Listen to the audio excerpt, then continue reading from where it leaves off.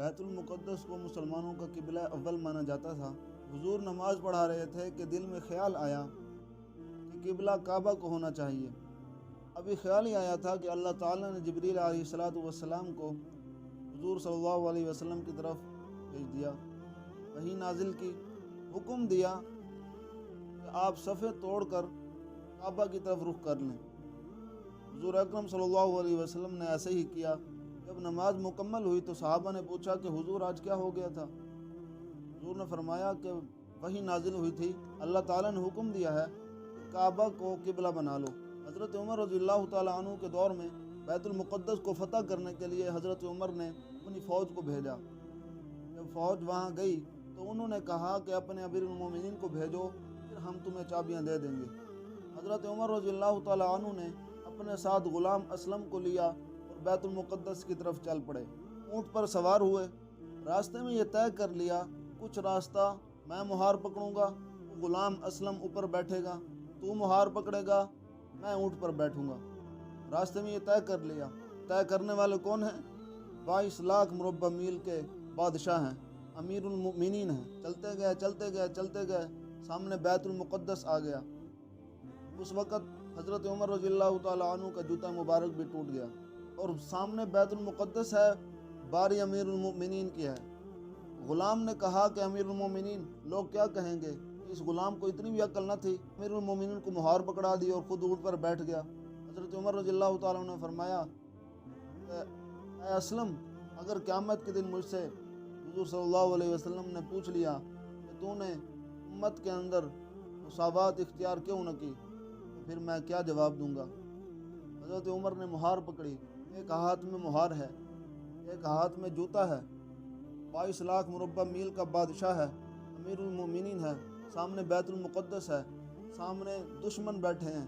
بیت المقدس کے سامنے عیسائی اپنی کتاب میں کھول کے بیٹھے ہیں، یہودی اپنی کتاب میں کھول کے بیٹھے ہیں، کوئی انجیل کھول کے بیٹھا ہے، کوئی تورات کھول کے بیٹھا ہے، کوئی زبور کھول کے بیٹھا ہے، اور سارے امیر المومنین کو دیکھ رہے ہیں۔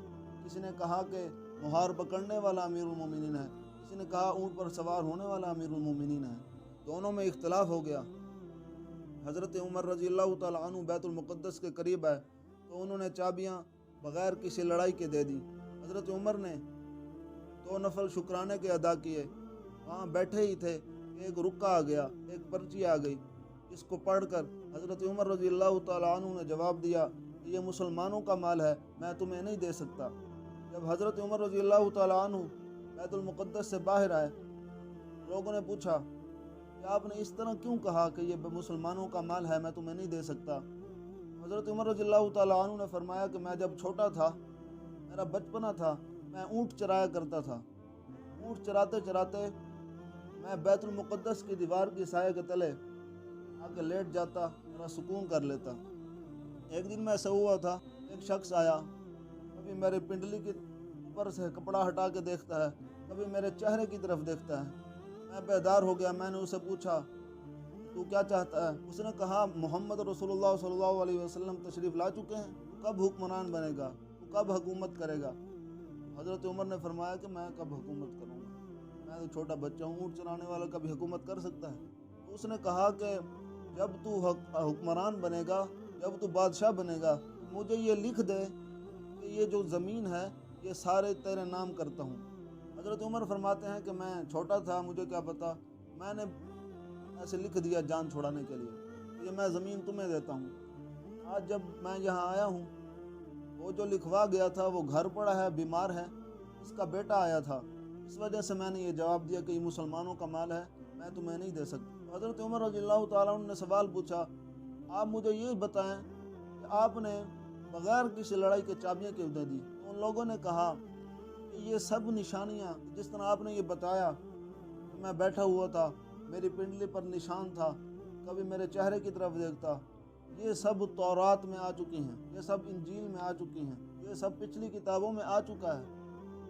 مسلمانوں کا خلیفہ جب آئے گا تو اس کو بغیر کسی لڑائی کے چابیاں دے دینا، اس سے لڑائی نہ کرنا۔ اس لیے قرآن پاک نے فرمایا مثلهم فی التوراۃ ومثلهم فی الانجیل،